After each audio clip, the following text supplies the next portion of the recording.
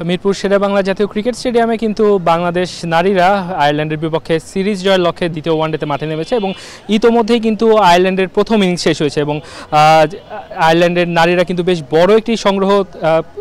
অর্জন করতে পেরেছে 193 রান। বাংলাদেশের সিরিজ জিততে কিন্তু 194 রান প্রয়োজন এবং ম্যাচের শুরুটা যেভাবে হয়েছিল সেখান থেকে 193 রানের মতো যে স্কোর করেছে এটি কিন্তু বেশ ভালো সংগ্রহই বলা যায়, কারণ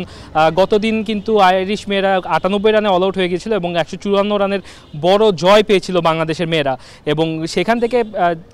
যেখানে শেষ করেছিল বাংলাদেশের বোলাররা, দিনের শুরুটা কিন্তু আজকে সেভাবেই হয়েছিল এবং যদিও টস জিতে আইরিশ মেয়েরা প্রথমে ব্যাটিং নেয় এবং তাদের সিদ্ধান্ত ভুল প্রমাণ করে কিন্তু প্রথমেই সুলতানা এবং তিনি কিন্তু প্রথমেই ওপেনার এবং তার দলীয় অপোনেন্ট প্রতিপক্ষের যে অধিনায়ক তাকে কিন্তু ফেরান এবং শুরুর 10 ওভারে কিন্তু আইরিশ মেয়েরা যেভাবে ব্যাটিং করেছে সেখানে কিন্তু বলা যাচ্ছিল যে বেশ আজকেও কম রানের মধ্যে অল আউট হয়ে যেতে পারে আইরিশ মেয়েরা বা যারা আমাদের অতিথিরা, কিন্তু শুরুর 10 ওভারে 35 রানে 2 উইকেট হারানোর পর তারা কিন্তু ঘুরে দাঁড়িয়েছে এবং সেটি ঘুরে দাঁড়িয়েছে আইরিশ দলের সেরা ব্যাটার অ্যামি হান্টারের ব্যাটে এবং তৃতীয় উইকেট জুটিতে কিন্তু তারা 95 রানের বড় একটি পার্টনারশিপ পায় এবং সেখান থেকে তারা বড় লক্ষ্যের যে ভিত সেটা কিন্তু গড়ে নেয় এবং যদিও 125 রানে তাদের তৃতীয় উইকেট পতনের পরে 1 রান পরেই কিন্তু অ্যামি হান্টার ফিরে যান, সেখান থেকে মনে হচ্ছিল যে বাংলাদেশ ভালোভাবে কামব্যাক করতে পারবে এবং সেখান থেকে হয়তো বা 170 থেকে 80-র মধ্যেই রাখতে পারবে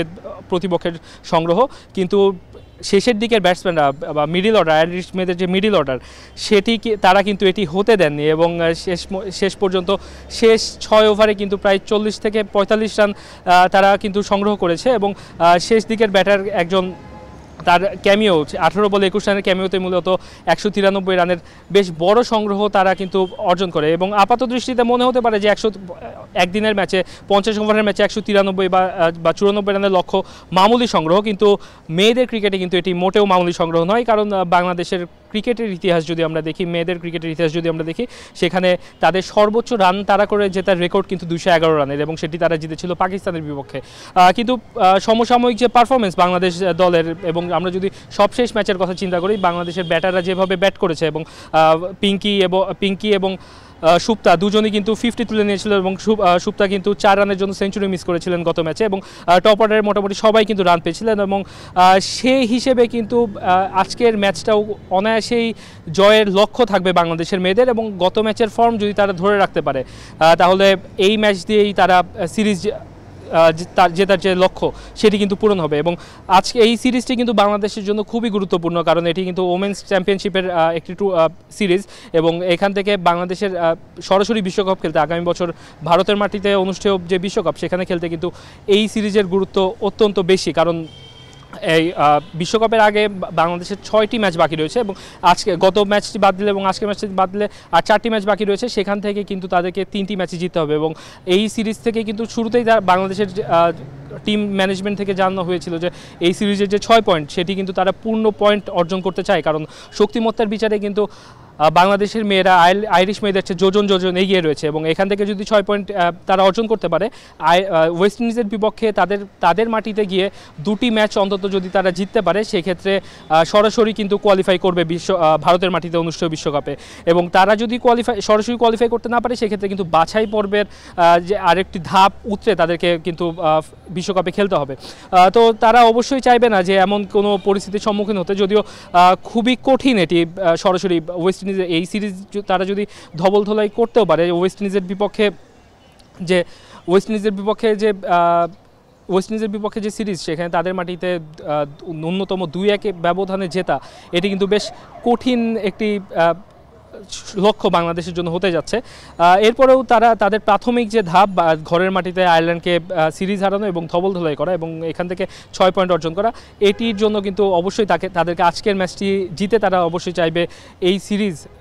সিকিউর করতে এবং পরের শেষ ম্যাচ সিরিজের যে নিয়ম রক্ষার ম্যাচ সেখানে তারা চাইলে নতুন করে কোনো সংযোজন বা বিয়োজনও করতে পারে। আমরা দেখেছিলাম যে দ্বিতীয় ম্যাচের আগে কিন্তু দলে স্ট্যান্ড বাই থেকে দিলারাকে যুক্ত করা হয়েছিল, যদিও এই ম্যাচের একাদশে কিন্তু কোনো পরিবর্তন আসেনি। গত ম্যাচের যে একাদশ খেলেছিল সেই একাদশেই বাংলাদেশ নেমেছে এবং আজকের ম্যাচেও কিন্তু একমাত্র মারুফা ছিলেন পেসার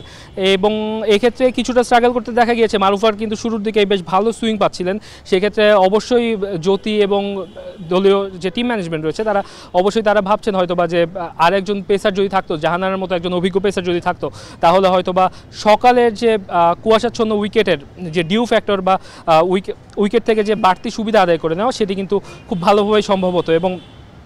সেখানেও হয়তো বা আর্লি ব্রেক থ্রু পেলে পেসারদের থেকে পেলে কিন্তু তাহলে হয়তো বা এত বড় সংগ্রহ তারা করতে হতো না। যদিও স্পিনাররা আজকে কিন্তু শুরুর দিকেই কিন্তু সুলতানা এবং নাহিদা তার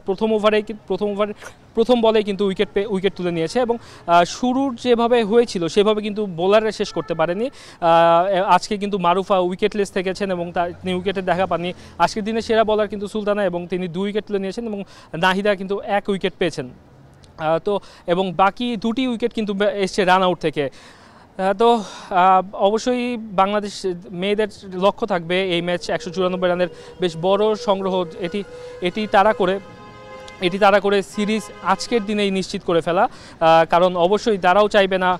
বিশ্বকাপের আগে কোনো বাছাই পর্বের গ্যারাকলে পড়তে। তো এই ছিল মিরপুর শেরেবাংলা জাতীয় ক্রিকেট স্টেডিয়াম থেকে সবশেষ।